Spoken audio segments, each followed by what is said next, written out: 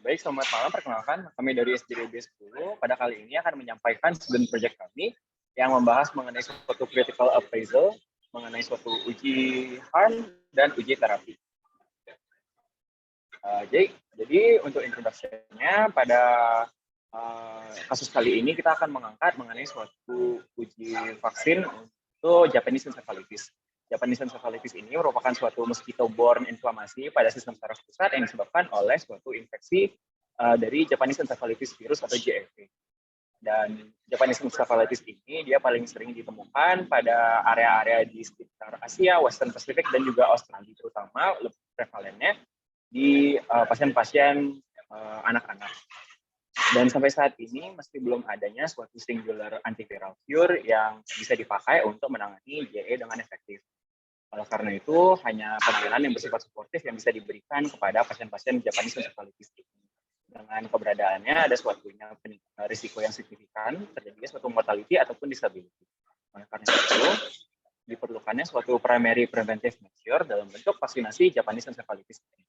Untuk vaksinasi ini sendiri sudah beredar, ada 4 jenisnya, ada mouse brain derived atau MB, ada live attenuated vaccine atau live atten, ada chimeric, dan juga ada virocell derived inactive atau vero. Tujuan dari melakukan critical appraisal pada hari ini adalah untuk mencari imunogenisitas dan juga safety dari keempat vaksin Japanese encephalitis yang available sekarang, baik untuk pasien dewasa maupun untuk pasien anak. Baik, lanjutkan oleh teman saya. Baik, perkenalkan saya Stella dengan 3 digit NIM terakhir 099. Pertama, saya akan menjelaskan mengenai background questions yang terdiri dari 5W dan 1H. Pertama, who, siapa partisipannya, yaitu humans. Kemudian, what, vaksin apa saja yang digunakan, yaitu vaksin MB, Vero, Chimeric, dan Live Atten dari Japanese encephalitis. Kemudian, where, di mana research dilakukan atau dicari. Sumber-sumber dicari pada PubMed, Embase, dan Central. Kemudian when, dari kapan sumber diambil, yaitu dari inception sampai September tanggal 1 tahun 2020. Kemudian why, kenapa research dilakukan, untuk examine keempat vaksin JE dan mengurutkannya dari imunogenisitas dan safety. Lalu how, bagaimana efikasi dari vaksin baru. Jadi, semua vaksin baru memiliki imunogenisitas yang lebih baik. Next. Lalu ada aspek dari healthcare seperti intervention yang menggunakan vaksin JE yang terlisensi dan metode pada sumber jurnal tersebut adalah penelitian yang menggunakan LCT. Next. Selanjutnya akan dilanjutkan teman saya. Baik, perkenalkan saya Ananda Perlia dengan 3 digit NIM terakhir 089. Baik, di sini untuk foreground question-nya digunakan teknik PICO, yaitu population, yaitu humans. I atau intervention adalah JE vaksin, kelas inactive mouse brain derived, inactive verocell, live chimeric, live attenuated. Untuk C atau comparator yaitu JE vaksin yang lain atau placebo. Untuk outcome-nya adalah JE vaksin yang baru dapat di comparable safety profiles. Baik, untuk dari sana bisa dirumuskan clinical questions-nya. Next. In humans, how is the safety profile and immunogenicity of newer JE vaccine? Next. Baik, selanjutnya perkenalkan nama saya Ripta Anggreta dengan 3 digit NIM terakhir 179. Jadi di sini untuk jurnal selection-nya dimasukkan ke dalam PubMed, kemudian dimasukkan PICO-nya. Jadi untuk yang pertama itu dicari terlebih dahulu dari population-nya itu adult or child and Japanese encephalitis or JE and vaccine and safety. Kemudian ditemukan ada 223 result. Selanjutnya dimasukkan kembali itu adult or child and Japanese encephalitis or JE, and vaccine and safety and meta-analysis. Kemudian ditemukan ada 8 result, di mana pada dari 8 result tersebut terdapat 3 yang dieksklusi karena tidak berhubungan dengan Japanese encephalitis, yaitu ada systematic review with meta-analysis the efficiency and safety to tenofovir to prevent mother-to-child transmission of hepatitis B virus. Kemudian untuk jurnal lainnya itu adalah influenza vaccination for immunocompromised patient. Kemudian jurnal yang terakhir yang tidak berkaitan adalah safety and immunogenicity of quadrivalent meningococcal conjugate vaccine and commonly administered vaccine after co-administration. Kemudian dari 5 jurnal lainnya yang berkaitan dengan Japanese encephalitis, ada 2 yang bisa diakses secara free dan 3 lainnya itu hanya bisa diakses secara abstraknya.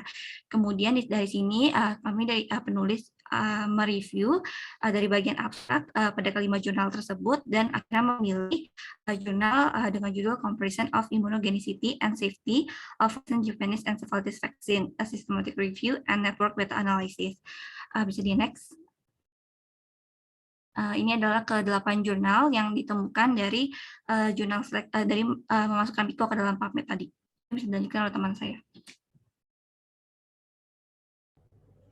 Baik, akan saya lanjutkan alasan mengapa kami memilih jurnal ini. Yang pertama adalah jurnal ini diterbitkan oleh PubMed dan Elsevier. PubMed sendiri adalah salah satu database jurnal medis online gratis dan berbayar terbesar dari Medline. Sedangkan Elsevier adalah perusahaan penerbitan berbasis di Belanda yang mengkhususkan diri dalam konten ilmiah, teknis, dan medis. Yang kedua, waktu dari pengiriman berkas sampai publikasi adalah 3 bulan, yaitu dari 18 Maret sampai 24 Juni 2021, di mana waktu hingga publikasinya terdengar baik. Untuk yang ketiga, jurnal ini memiliki aspek validitas dan kepentingan yang tinggi. Bisa dilanjutkan? Baik, kenalkan nama saya Mark Kevin Devian dengan 3D119. Untuk bagian validitas, melakukan penilaian terhadap aspek validitas pada systematic review ini diawali oleh pencantuman sumber yang valid. Mana pada systematic review ini telah dicantumkan bahwa penulis hanya menggunakan penelitian berbasis metode randomized control trial atau RCT saja. Penelitian-penelitian tersebut juga wajib menggunakan kriteria gold standard, yaitu PRNT50 sebagai variabel komparasi dengan cara melihat jumlah antibodi yang terbentuk karena pemberian vaksin. Validitas daripada sistematik review ini juga bisa dilihat kembali pada sumber penelitian dari cara penulis menyeleksi jurnal yang telah dijelaskan di awal dengan menggunakan keywords, kriteria inklusi, dan juga eksklusi yang sesuai. Dan sistematik juga melakukan tes individu kembali pada masing-masing sumber menggunakan Cochrane Tools for Assessing Bias Classifier OP2 untuk kembali menilai resiko-resiko bias dan sensitivitas hasil publikasi. Menunjukkan oleh teman saya.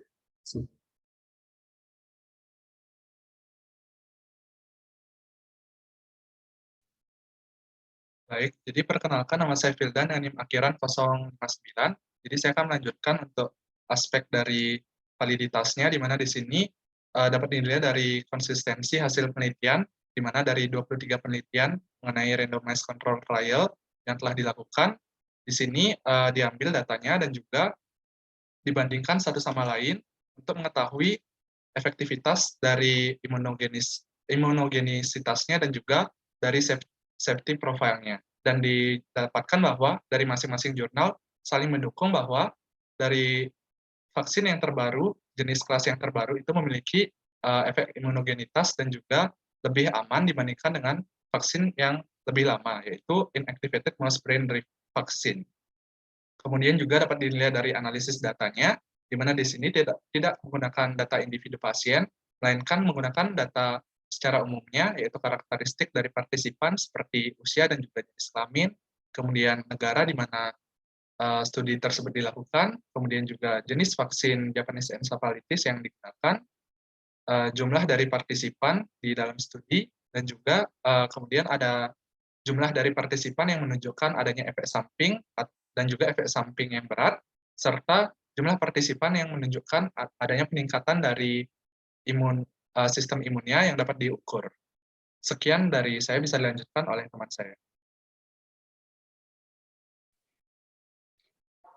Izin melanjutkan untuk importance dari jurnal ini. Jadi sebelumnya perkenalkan saya Georgina dengan 3 NIM terakhir 149. Di sini bisa dilihat bahwa studi ini mencakup referensi yang jelas, baik dari dasar teori, metodologi, hingga pembahasannya.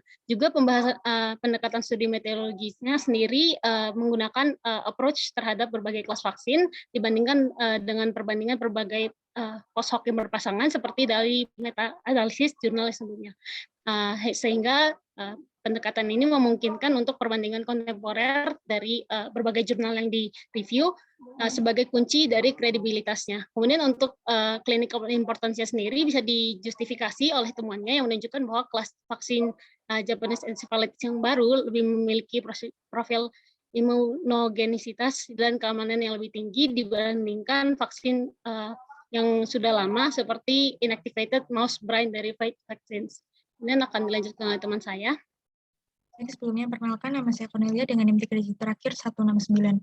Kesimpulan yang ditulis pun dibenarkan oleh hasilnya, yaitu bahwa vaksin yang lebih baru merupakan vaksin yang lebih imunogenik dan memiliki profil keamanan yang lebih baik dibandingkan dengan inactive mouse brain derived vaccine. Sehingga penulis di sini menyimpulkan jika vaksin live chimeric vaksin Enverocell tersedia, maka vaksin tersebut akan menjadi pilihan pertama. Sehingga temuan dari penelitian ini dapat ditransfer ke pengaturan klinis lainnya untuk memilih jenis vaksin yang paling tepat. Baik, selanjutnya akan dilanjutkan oleh teman saya.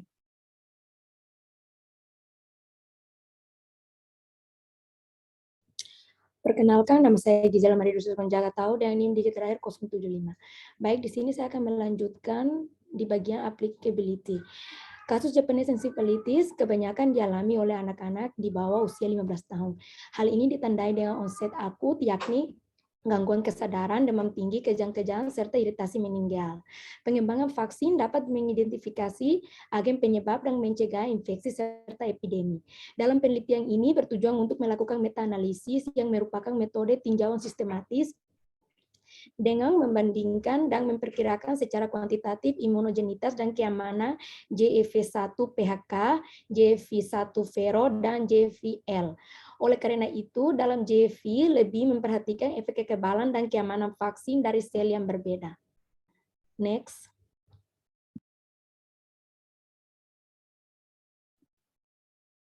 Baik, saya akan melanjutkan presentasi. Saya Viswayoni dengan 3 digit yang terakhir 189. Jadi hasil penelitian ini dapat diterapkan pada populasi kami karena berdasarkan karakteristik pasien yang tercantum dalam systematic review dapat dipenuhi dalam populasi kami. Ciri-ciri tersebut antara lain anak-anak yang sehat berusia sekitar 8 bulan hingga 15 tahun tanpa riwayat vaksinasi JE atau infeksi pavivirus, dan juga orang dewasa sehat dengan usia berkisar antara 18 tahun sampai dengan 65 tahun tanpa riwayat vaksinasi JE atau infeksi pavivirus, di mana batasan usia ini akan berbeda antara satu penelitian dengan penelitian lainnya yang tergantung pada lokasinya. Hasil klinis juga dapat dipertimbangkan yang dapat dilihat melalui kriteria adverse events dan juga severe adverse events yang disebutkan dalam systematic review ini, tetapi tidak dijelaskan secara spesifik gejala apa yang dapat ditujukan.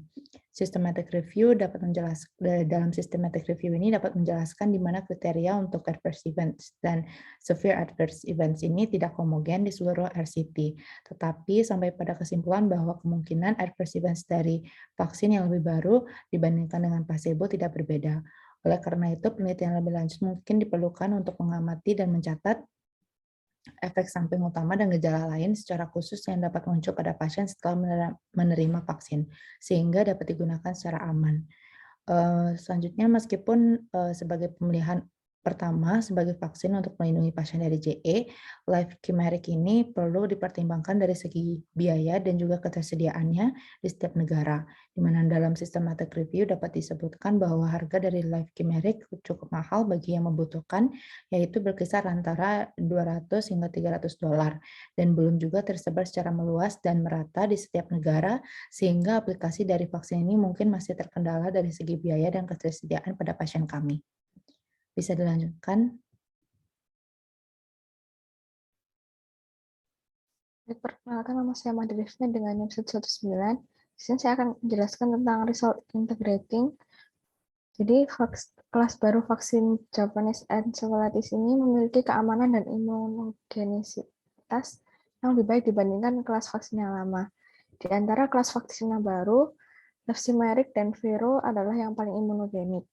Hal ini mempengaruhi proses pengambilan keputusan selain dari faktor biaya, ketersediaan, kontraindikasi, dan usia.